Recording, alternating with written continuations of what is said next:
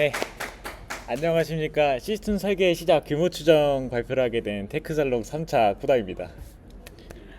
네, 오늘 발표의 목표는 이제 대단한 대규모 설계를 배우는 것이 아닙니다. 프로젝트 시작 전에 적용해 볼 수 있는 설계의 기초와 흐름을 알고 키워드를 알아가며 대규모 설계의 진입점으로 삼을 수 있는 것입니다. 또한 설계에서 해결 방법을 소개하는 것이 아니라 어떤 사고를 해야 되는지를 말하겠습니다. 네. 일단 설계 순서는 다음과 같이 진행합니다. 설계의 기초가 되는 사용자 규모를 먼저 추정하고 해당 서비스에 맞는 읽기-쓰기 비율을 분석합니다. 그리고 이제 트래픽, 데이터 규모를 추정한 후 병목 지점에 대해 생각해 보겠습니다. 메모리와 네트워크의 경우는 현재 시점에서 설계하기에는 이르기 때문에 제외하고 진행하겠습니다. 네, 프로젝트 전에 시스템의 설계의 본질에 대해 생각해 봅시다. 규모 추정은 정확한 숫자를 계산하는 작업이 아닙니다. 서비스가 어느 정도 규모까지 성장할 수 있을지를 예상하고 그 규모를 처리하기 위해 어떤 인프라와 아키텍처가 필요한지 판단하기 위한 과정입니다. 결국 규모 추정의 목적은 시스템이 언제 병목에 도달할지를 예측하고 적절한 설계를 선택하는 것입니다. 만약 규모 추정 없이 시스템을 설계한다면 사용자가 증가했을 때 어느 지점에서 문제가 발생할지 알 수 없습니다. 데이터베이스가 먼저 한계에 도달할 수 있고 네트워크나 캐시가 병목될 수 있습니다. 규모 추정은 이러한 위험을 사전에 발견하고 방지하기 위한 과정입니다. 규모 추정을 통해 단순히 수치를 계산하는 것이 아니라 어떤 데이터베이스를 사용할지, 캐시를 사용할지, 로드 밸런서를 도입할지, 샤딩이 필요한지 등을 판단할 수 있습니다. 따라서 규모 추정은 시스템 설계의 출발점이라고 할 수 있습니다. 네, 이제 시작해 보겠습니다. 규모 추정의 첫 번째 단계는 사용할 사용자의 규모를 예측하는 것에 있습니다. 사용자의 규모는 시스템 설계의 출발점이며 이후 계산하게 될 트래픽, 데이터 저장량, 메모리 사용량, 네트워크 대역폭, 그리고 서버 수 등을 결정하는 기준이 됩니다. 따라서 사용자 규모를 추정하지 못하면 적절한 인프라 규모와 시스템 아키텍처를 설계할 수 없습니다. 사용자 규모를 나타내는 지표는 다음과 같이 4가지가 있습니다. 전체 가입자 수, MAU, DAU, CCU 등이 있습니다. 전체 가입자 수는 서비스의 누적 사용자를 기반으로 보여주며 MAU와 DAU는 실제 사용자 규모를 파악하는 데 사용합니다. 특히 DAU는 일리 트래픽 규모를 추정하고 시스템 용량을 계획하는 데 중요하며 CCU는 특정 시점에 동시에 접속한 사용자 수를 의미하므로 실시간 처리 성능과 서버 부하를 판단하는 핵심 지표입니다. 그러나 현재 시점에서 CCU는 서비스 시점에서 측정하는 것에 가깝기 때문에 DAU와 MAU에 대해서 중점적으로 설명하겠습니다. 사용자 규모는 해당 서비스가 어느 정도 사용자를 수용하는지 예측하는 데서 진행됩니다. 일반적으로 유사한 서비스의 사용자 지표를 벤치마킹하고 서비스의 성장 단계와 목표를 고려하여 현실적인 사용자 수를 가정합니다. 초기 설계 단계에서 과도하게 큰 수치를 가정하기보다 서비스 출시 후 일정 기간 내에 달성 가능한 목표 사용자 수를 기준으로 시스템 규모를 산정하는 것이 중요합니다. 만약에 저희가 이제 레벨 3에서 방탈출 카페에 대해서 서비스를 기획을 한다면 초반에는 100명 정도의 사용자를 예측하고 이제 하루에 얼마나 사용자가 사용할지를 생각하며 예측을 하게 됩니다. 네. 다음은 읽기-쓰기 비율 분석입니다. 서비스의 트래픽은 크게 조회와 변경으로 쓰기로 나눌 수 있는데 읽기와 쓰기 비율을 분석하면 데이터 부하를 예측할 수 있으며 캐시 도입이나 리드 레플리카 같은 것의 적용 여부를 판단할 수 있습니다. 읽기 쓰기 비율은 사용자의 주요 행동 패턴을 분석하여 선정합니다. 따라서 이 과정은 요구사항 정의와 핵심 기능 도출이 완료된 이후에 진행되어야 합니다. 예를 들어 방탈출 예약 서비스의 핵심 기능은 테마 조회, 예약 가능 시간 확인, 리뷰 조회, 예약 생성 등으로 정의할 수 있습니다. 일반적으로 사용자는 예약을 한 번 수행하기 전에 여러 테마를 탐색하고 다양한 시간대를 확인하며 리뷰를 조회하는 과정을 거칩니다. 이처럼 사용자 시나리오를 기반으로 각 기능을 호출 빈도를 예측하고 이를 종합하여서 읽기-쓰기 비율을 산정합니다. 읽기-쓰기 비율의 중요한 점은 추후 트래픽 혹은 데이터 규모 산정 시에 읽기-쓰기 비율에 따라 계산이 달라진다는 점입니다. 읽기 쓰기 비율을 추정했다면 다음 단계는 사용자가 발생시키는 트래픽을 계산하는 것입니다. 트래픽 규모는 시스템이 얼마나 많은 요청을 처리해야 하는지에 나타나며 서버 수와 데이터 성능을 결정하는 핵심 지표입니다. 트래픽 규모를 산정할 때에는 크게 두 가지 지표를 보게 됩니다. 첫 번째는 일정한 시간 동안 평균적인 초당 요청 수를 의미하는 평균 QPS가 있습니다. 둘째는 트래픽이 집중되는 시간, 피크 타임의 최대 초당 요청 수를 의미하는 피크 QPS가 있습니다. 평균 QPS는 일반적인 시스템 부하를 파악하는 데 활용되며 피크 QPS는 인프라 용량을 설계하는 핵심 지표로 사용됩니다. 특히 피크 QPS는 서버 증설 여부, 스케일아웃 전략, 로드 밸런스 구성, 캐시 도입, 서킷 브레이커 같은 아키텍처 의사결정에 아주 중요한 지표로 사용됩니다. 제가 가정에서 한번 계산을 해보겠습니다. DAU는 10만 명이고 하루에 사용자가 평균으로 20개의 요청을 한다고 생각해 보겠습니다. 또한 피크 시간대에 평소보다 트래픽이 10배 증가한다고 가정을 해보겠습니다. 먼저 전체 요청 수를 계산해 보겠습니다. 10만 명이 사용자가 각각 20번의 요청을 보내므로 하루에 총 요청하는 거는 200만 건이 됩니다. 그리고 이를 하루에 총 초수인 86,400초로 나누면 평균 1초에 23개의 요청이 오게 됩니다. 즉 평상시에는 초당 약 23개의 요청이 발생한다고 볼 수 있으며 여기에 피크 시간대를 계산하면 10배가 되어 피크 QPS는 230이 됩니다. 네. 이제 필요한 서버 수를 계산해 보겠습니다. 가정은 서버 한 대가 초당 100개의 요청, 즉 100 QPS를 처리할 수 있는 것으로 하겠습니다. 실제 서비스에서는 먼저 예산 범위 내에서 서버 사양을 결정한 뒤에 부하 테스트와 벤치마킹을 통해서 서버 한 대가 안정적으로 처리할 수 있는 QPS를 측정합니다. 앞서 계산한 피크 QPS는 약 230이었기 때문에 이를 기준으로 필요한 서버 수를 계산하면 약 2.3대가 됩니다. 하지만 실제 운영 환경에서는 단순 계산 결과만으로 서버 수를 결정하지 않고 서버 장애나 배포 과정, 예상치 못한 트래픽 증가를 대비해서 충분히 여유로운 용량을 확보해야 합니다. 따라서 최소 3대 이상의 서버가 필요하며 안정적인 운영을 위해서 4대에서 5대 수준으로 구성하는 것이 일반적입니다. 즉 서버 용량 산정은 단순히 피크 QPS를 감당하는 것으로 넘어 장애 상황에서도 서비스를 안정적으로 제공할 수 있는 수준으로 설계를 해야 됩니다.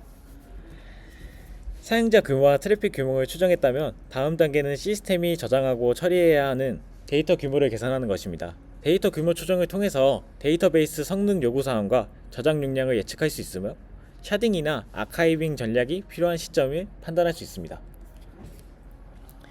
데이터 규모를 산정할 때는 크게 두 가지 요소를 고려합니다. 첫 번째는 TPS입니다. TPS는 데이터베이스가 초당 처리해야 하는 트랜잭션 수를 의미하며 데이터베이스의 성능 요구사항과 쓰기 부하를 예측하는 핵심 지표입니다. 이를 기반으로 데이터베이스 서버는 스펙을 결정하고 필요시에는 메시지 큐 도입, 데이터 샤딩, 레플리카 구성 등 다양한 아키텍처를 설계합니다. 두 번째는 저장 용량입니다. 저장 용량은 서비스 운영 과정에서 생성되는 모든 데이터를 저장하기 위해 필요한 용량을 의미합니다. 예를 들어서 사용자 정보, 예약 데이터, 리뷰, 로그, 이미지 파일, 백업 데이터를 모두 포함합니다. 또한 현재 데이터 규모뿐만 아니라 데이터 증가율과 보관 정책까지 고려하여 장기적인 저장 용량을 산정을 해야 됩니다. 이제 TPS 계산을 한번 해보겠습니다. 앞서 계산한 피크 QPS 230 기억하실 텐데요. 읽기 쓰기 비율을 이제 앞서 정의한 값을 기준으로 사용하겠습니다. 네. 물론 조회 요청에서도 데이터베이스 자원을 사용하기 때문에 성능에 영향을 주지만 대부분의 서비스는 읽기 부하를 캐시나 레플리카를 통해 분산하고 조회 시에는 락 경합이 상대적으로 적기 때문에 쓰기 성능을 산정할 때는 쓰기 비율을 이용해서 TPS를 계산하겠습니다. 네. TPS는 다음과 같이 계산할 수 있습니다. 230 피크 QPS 곱하기 쓰기 요청 비율인 10%. 즉 현재 데이터베이스의 피크 시간대에는 초당 최소 224개의 쓰기 트랜잭션을 안정적으로 처리할 수 있어야 됩니다. 이러한 TPS 기준으로 데이터베이스 서버의 사양을 결정하고 필요시에 따라 메시지 큐, 샤딩, 레플리카 구성 등의 아키텍처를 설계해야 됩니다. 마지막 단계는 앞서 추정한 규모를 바탕으로 시스템의 잠재적인 병목 지점을 분석하는 것입니다. 병목 분석은 시스템 설계의 마지막 단계이면서도 가장 먼저 고려해야 되는 요소입니다. 사용자 규모와 QPS, TPS, 저장 용량을 기반으로 성능 한계가 예상되는 구간을 식별하고 이를 토대로 아키텍처를 설계합니다. 이 과정에서 애플리케이션 서버, 데이터베이스, 네트워크, 캐시, 외부 API 등 주요 병목 지점을 판단할 수 있으며 필요시에 따라 다양한 정책을 들여옵니다. 병목 지점은 앞서 설명한 것처럼 예상 규모를 기준으로 오른쪽 같은 요소를 결정하고 수정합니다. 애플리케이션 서버 관점에서 살펴보겠습니다. 앞서 예측한 사용자 규모와 QPS를 기반으로 서버를 구성할 수 있습니다. 현재 트래픽 규모에서는 단위 서버로도 충분하지만 피크 시간대에는 CPU 사용률 증가, 응답 지연이 발생할 수 있습니다. 이에 대비하여 다중 서버와 로드 밸런서 구성 등의 트래픽을 분산하고 캐시를 활용하여 반복적인 요청을 줄일 수 있습니다. 즉, 예상 규모를 기반으로 병목 지점을 미리 예측하고 적절한 아키텍처 설계가 중요합니다. 이번에는 데이터베이스 관점에서 병목 지점을 살펴보겠습니다. 데이터베이스는 일반적으로 시스템에서 가장 먼저 병목이 발생하는 구간입니다. 다만 현재 예상 트래픽 규모에서는 인덱스를 적절히 설계한 관계형 데이터베이스만으로도 충분히 안정적인 운영이 가능합니다. 하지만 데이터베이스가 증가하면 복잡한 조인 연산이나 쓰기 요청이 늘어나면서 응답 지연이나 락 경합이 발생할 수 있습니다. 대응 방안으로는 인덱스를 최적화하거나 쿼리 튜닝을 하거나 캐시와 리드 레플리카를 활용해 데이터베이스 부하를 분산할 수 있습니다. 넘어가겠습니다. 패시미스. 이번에는 지금까지 학습한 내용을 바탕으로 서울의 유명한 방탈출 카페의 주제로 시스템 설계를 진행해 보겠습니다. 가정 조건은 왼쪽과 같습니다. 하루에 10개의 테마가 운영되고 각 테마마다 12개의 예약 시간이 제공된다는 것을 가정하겠습니다. 따라서 하루의 최대 예약 건수는 테마 10개 곱하기 하루에 12개 타임이기 때문에 120팀이며 480명의 사람이 방문하게 됩니다.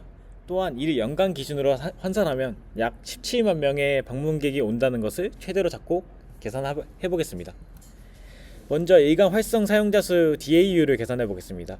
하루에 예약에 성공한 팀이 120팀이라고 해서 DAU가 120명인 것은 아닙니다.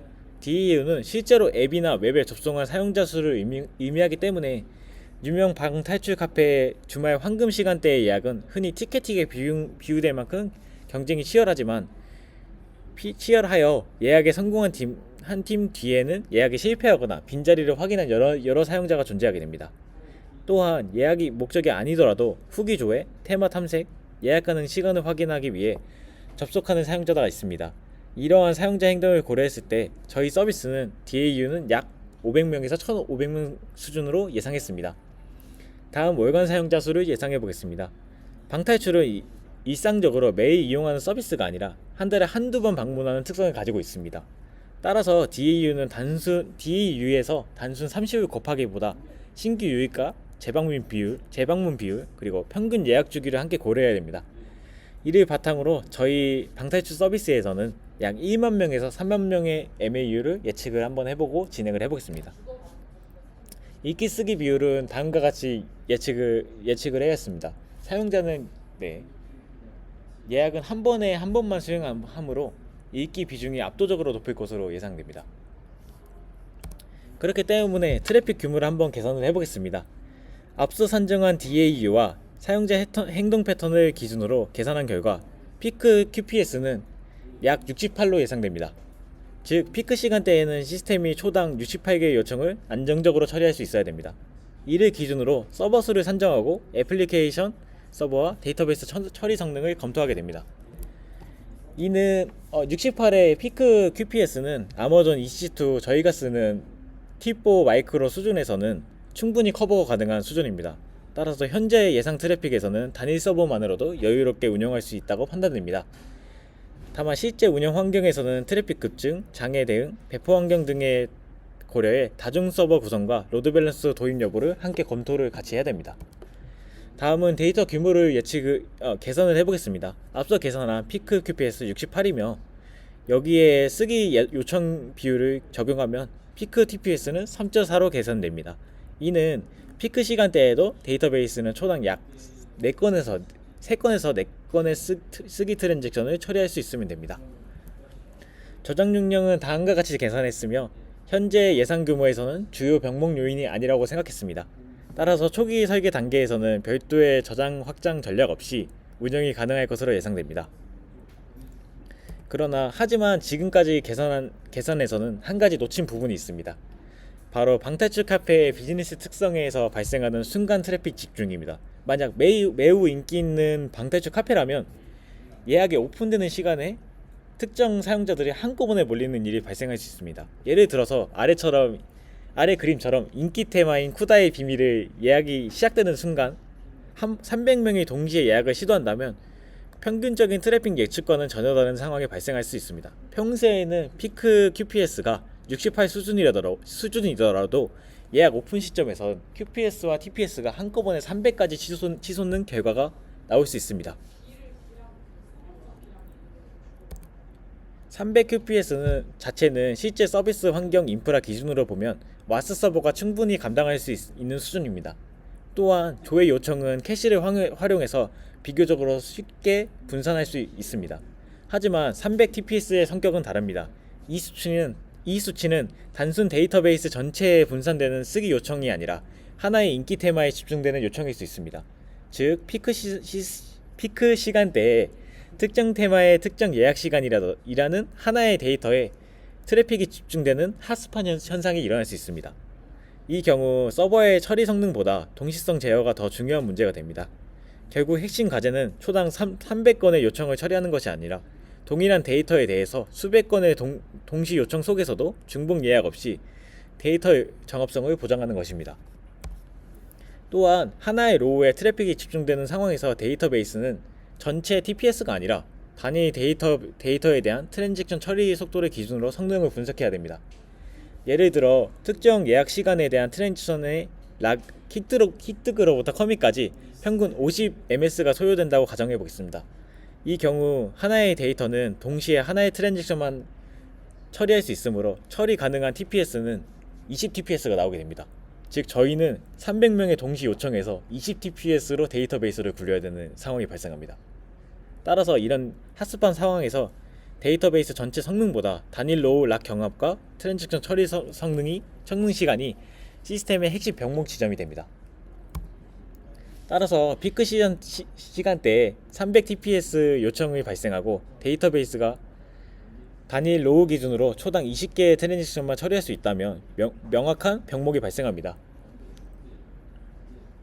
처리 가능한 요청보다 훨씬 많은 트랜잭션이 동시에 유입되면서 락 대기 시간이 증가하고 대기 중에 요청이 빠르게 누락됩니다.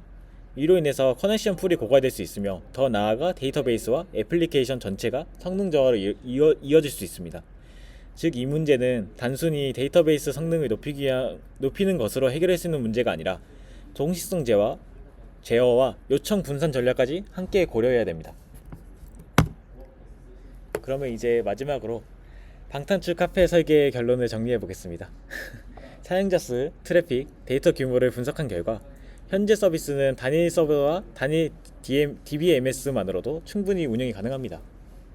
하지만 현재 병목으로 하나의 로우에 집중되는 트래픽이 일어나기 때문에 트래픽을 분산하거나 해당 로우에 동시 접근하는 요청수를 제한을 해야 됩니다. 이를 위해서 레디스 기반으로 분산 락과 같은 동시 제어 기법을 사용하거나 대기열 및 메시지 큐를 활용한 요청 직렬화 아니면 토큰 버킷을 기반으로 한 레이트 리미트 방식 같은 유입량 제어 전략을 고려할 수 있습니다. 자, 이제 규모 추정에 모두 살펴보았습니다. 아마 어렵고 솔직히 이해가 안 되셨을 겁니다. 하지만 이러한 규모 추정을 반복적으로 연습하다 보면 불필요한 오버 엔지니어링을 피하고 현재 서비스 규모에 적합한 아키텍처와 설계 목표를 명확하게 설정할 수 있습니다. 이번 예시에서는 의도적으로 구체적인 해결 방안을 제시하지 않았습니다. 지금 단계에서 중요한 것은 많은 기술을 아는 것이 아니라 현재 상황에 맞는 그 수치에 따라 이제 판단 기준을 맞춰갔으면 좋겠습니다. 네. 이번 발표는 다음 책을 기반으로 만들어졌고요. 이제 이게 원문 번역서가 가상 면접 사례를 배우는 대규모 시스템 면제 네, 그 책의 원문입니다. 네, 감사합니다. 어우, 너무 길어요. 이 부분이 너무 주저주저리라 뺐습니다. 여기 말씀 다중성어라는 게 오토 스케일링을 하는 게 아니라 그냥 미리 끼워놓는 다중성어를 말씀하시는 거예요? 스케일 아웃 관련으로 말한 그거 맞습니다. 오토 스케일링 맞아요. 그러니까 맥스로 하는 걸 계산할 때 쓰신다는 거예요? 네, 이게 QPS를 기반으로 서버를 오토 스케일링을 하거나 단위 서버를 하거나를 결정할 수 있어서 네, 그렇게 했습니다. 그러면 보통 어찌되면 단일성으로 시작한다고 잘 안 하지 않나요? 이게 스케일을 박아놓고 네, 저희 같은 서비스는 이제 사용자가 많지 않아서 단위 서비스로 시작할 수 있지만 이제 대기업 같은 경우에는 사용자가 기초적으로 많이 설정하기 때문에 이거를 이제 오토 스케일링을 해서 어떻게 할지를 설정할 수 있고, 그리고 이제 인프라 비용도 따로 나오게 되기 때문에 그걸로 이제 벤치마킹을 진행을 해야 됩니다. 그쪽은. 궁금한 게 이게 사용자 수랑 트래픽 같은 거는 현실적으로는 어느 서비스가 진행이 돼야 알 수 있는 거잖아요. 그렇긴 한데 이제 대기업이나 기존의 기업 같은 경우에는 이미 예상되는 사용자 수가 있기 때문에 그것을 기준으로 하는 것으로 알고 있고요. 일단 이게 완전히 저희가 예측하자는 게 아니라 이 정도를 목표로 삼고 이 정도의 아키텍처를 만들자가 되기 때문에, 그리고 이제 서비스가 진행되면서 이제 예상했던 거를 수정을 하면서 계속 이제 아키텍처를 수정하는 것으로 알고 있어요. 마이그레이션을 하면서 적절한 아키텍처를 찾는다 그런 개념으로 그쵸. 그래서 처음부터 초기 설계를 진행하는 것이죠.